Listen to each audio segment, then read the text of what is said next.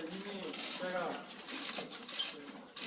드릴 말씀은 다 드렸지만 지금 이 돌아가는 상황을 보니까 대한민국이 이렇게 가서 과연 되겠냐.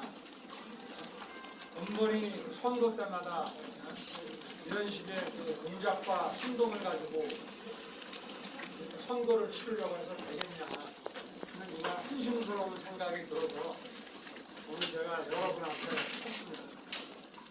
국민들께 드리고 싶은 얘기도 있고 또 우리 기성 정치인들에게 하고 싶은 말도 있습니다.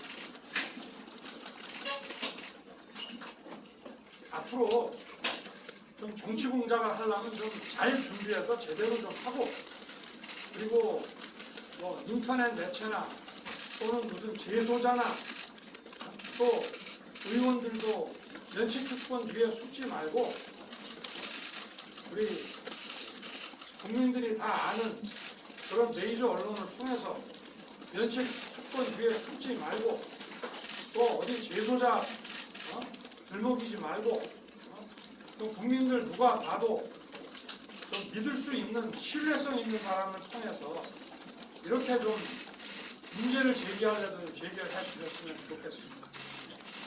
늘 하는 시나리오가 하도 뻔해가지고, 그리고 이게 어떤 그 페이퍼 종이 문건이든지 디지털 문건이든지 간에 작성자, 출처와 작성자가 나와야 그게 확인돼야 그것이 어떠한 신빙성 있는 근거로서 그걸 가지고 의혹도 제기하고 문제도 삼을 수 있는 것인데, 그런 게 없는 문서는 소위 괴문서라고 하는 것입니다. 이런 괴문서를 가지고 국민들을 갖다 이렇게 혼동에 빠뜨리고,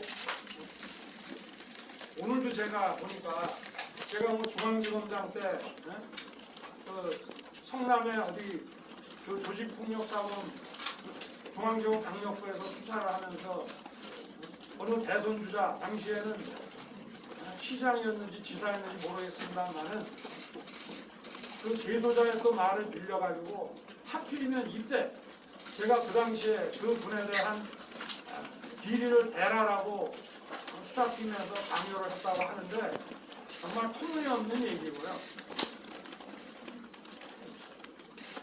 그리고 이거를 인터넷 매체에다가 제일 먼저 제보했다고 하는 사람, 여러분 전부 다 알고 계시죠? 그 사람의 신상에 대해서. 과거에 그 사람이 어떤 일을 벌였는지 여의도 판에서는 모르는 사람이 없고 저도 들었습니다. 여기 계시는 분들 아마 전부 아실 거예요. 근데 그 사람이 어떻게 갑자기 언론의 제보부터 먼저 한 사람이 어떻게 갑자기 공익제보자가 됩니까?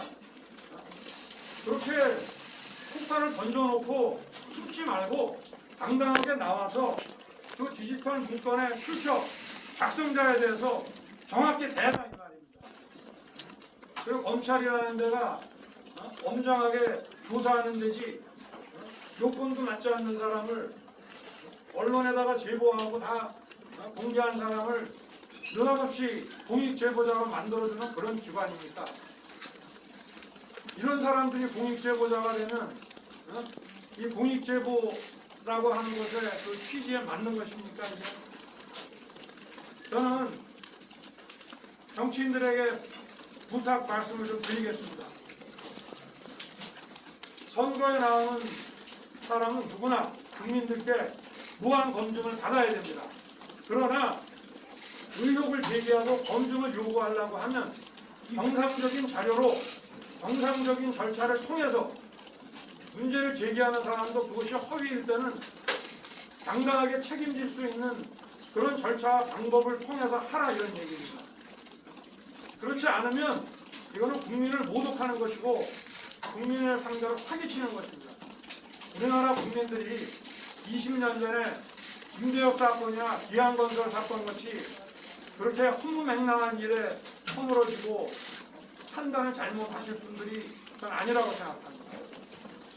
그래서 이런 정치 공작, 제가 그렇게 무섭습니까?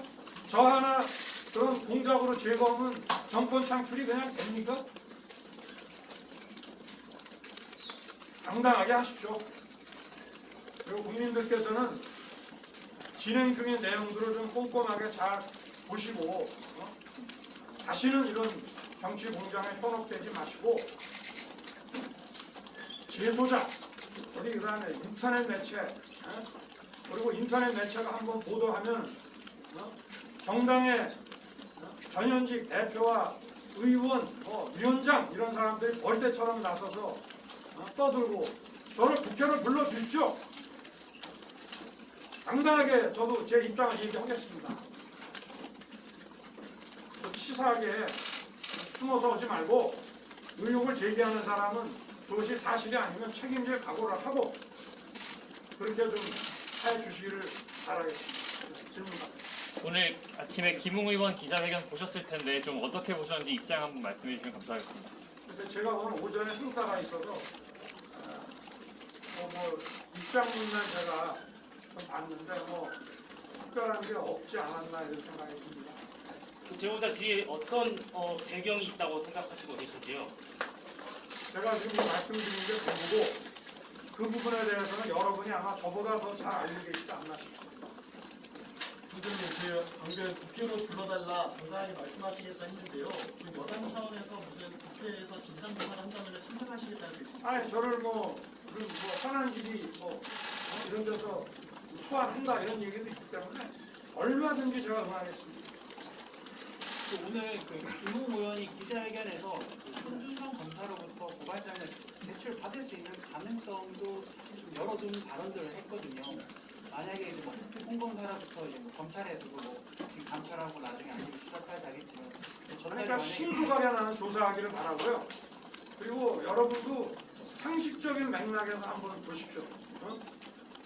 저희 처와 한동훈 검사장의 그 채널A를 두 건을 묶어서 고발장을 쓴다는 것도 상식에 맞지 않고 저는 그 어느 언론의 그 고발장 내용들을 좀 인용을 해서 썼는데 그러지 말고 그거를 좀 크게 사진을 찍어서 그대로 좀 공개를 했으면 좋겠습니다.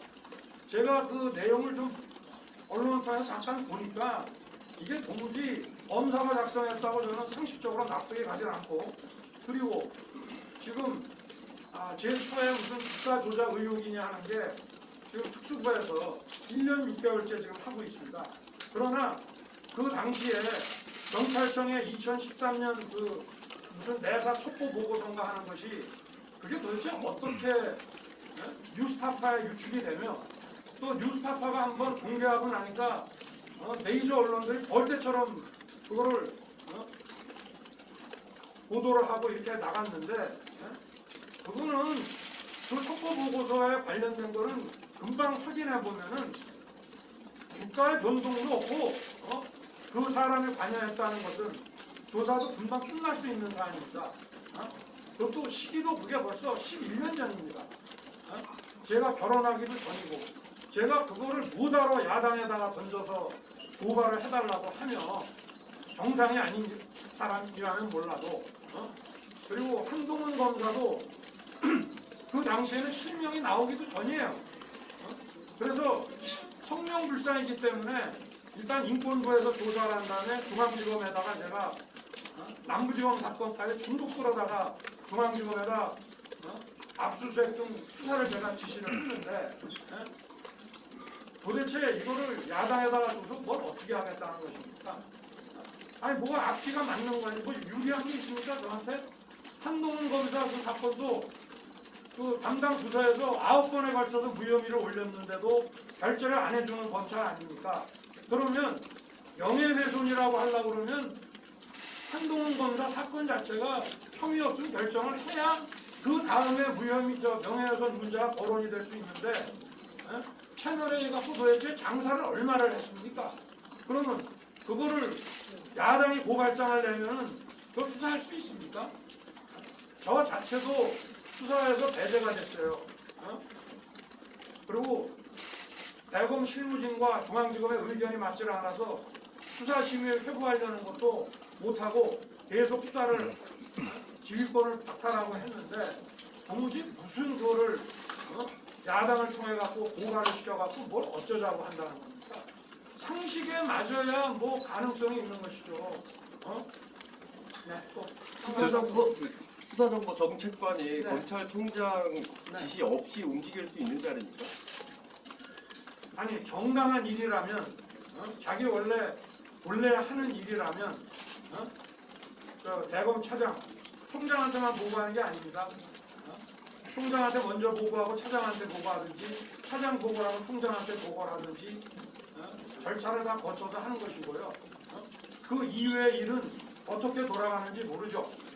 그리고 그 당시는 총선 전이기 때문에 거의 하루 종일 각종 그 선거 사범 사건에 대한 지휘에 분주할 때입니다. 선거가 코앞인데 상식적으로 말이 되는 걸 가지고 해야 저는 도저히 이해할 수가 없습니다.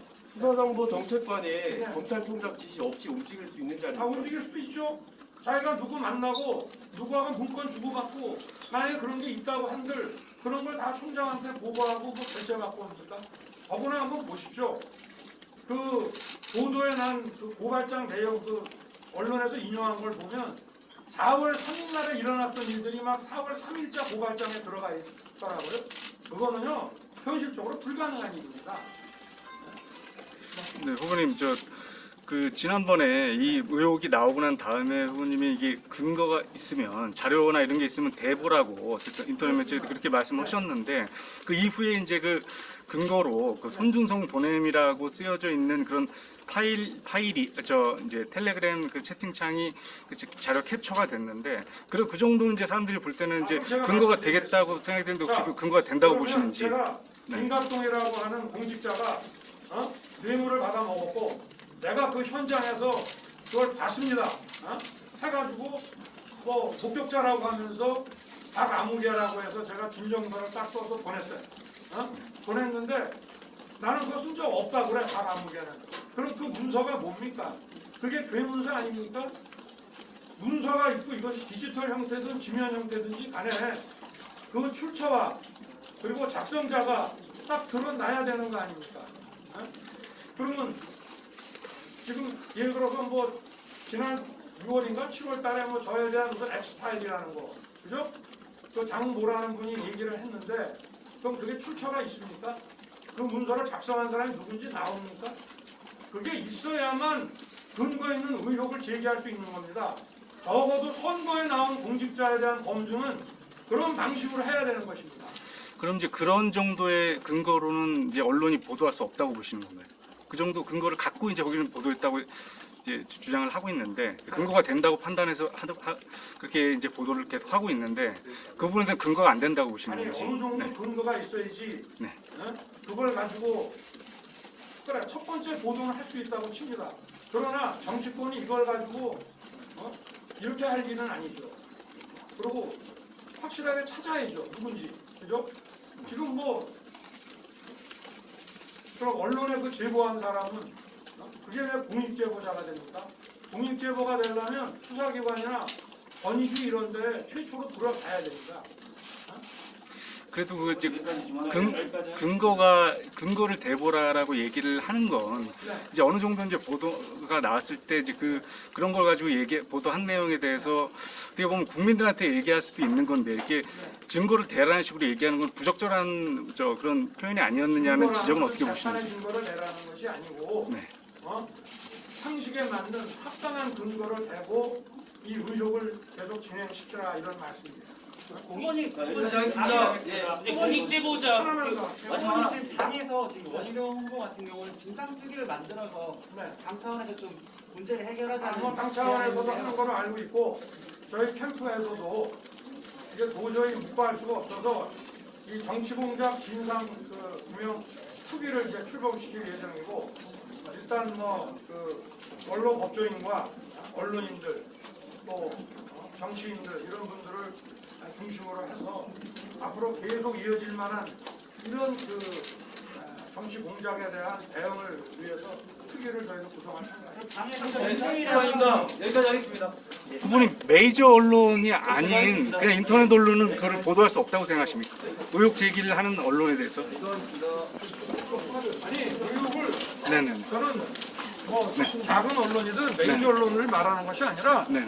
아니 처음부터 자신이 있으면은 처음부터 제대로 이를테면 뉴스타파나 저 뭐죠? 뉴스버스가 타고 그리고 나서 막 달라붙을 것이 아니라 있으면 차라리 그런데 줘가지고 처음부터 독자가 많고 이런 데서 바로 시작하는 게 낫지 않냐 이런 얘기입니다. 또 제대로 된 언론이라는 기왕에 표현이 어디 이거 좀 적절하냐라는 반론이 있을 것 같은데요. 잘 알지 못하는 그런데 들어가서 던져놓고 쭉 따라가지 말고 자신 있으면은 처음부터 좀그 독자도 많고 이런 데다 바로 들어가라 이 말이야. 어차피 다 따라올 텐데 KBS, MBC에서 바로 시작하든지 아니면은 더 진행되는 걸 좀 보든지. 앞에 좀 펴주세요. 기도하겠습니다. 검찰 강수보다 비판하셨는데요. 김호수 검찰이 지금 기소했습니다.